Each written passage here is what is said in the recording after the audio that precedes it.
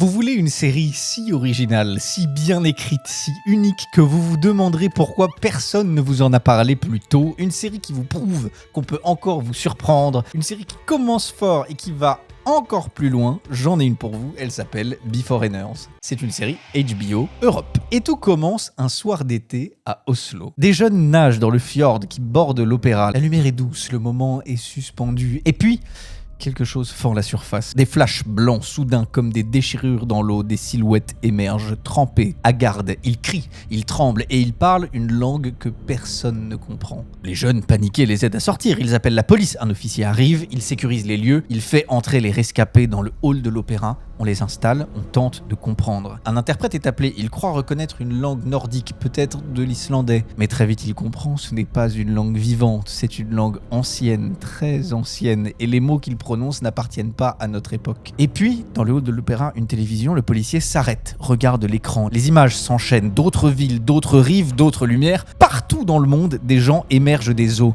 des hommes et des femmes venus d'avant, jamais du futur, toujours du passé, et personne ne comprend pourquoi. Quelques années plus tard, le phénomène a un nom. Il se reproduit régulièrement et des milliers de personnes du passé vivent désormais parmi nous. Des vikings dans les rues d'Oslo, des hommes de l'âge de pierre dans les transports en commun, des classes sociales réinventées, des langues mortes qui reviennent à la vie. Et au cœur de ce chaos, une policière venue d'une autre époque et une enquête qui pourrait bien changer le sens même de l'histoire. Beforeigners, c'est une série qui commence comme une curiosité, mais qui vous emmène tellement plus loin et c'est disponible très difficilement. Mais peut-être que si on arrivait à faire monter la pression, elle finirait par être diffusée par quelqu'un en France. Parce qu'on a besoin de séries comme ça en Europe et on a besoin de savoir qu'elles existent déjà en plus. Alors messieurs, dames, vous et nous, au boulot.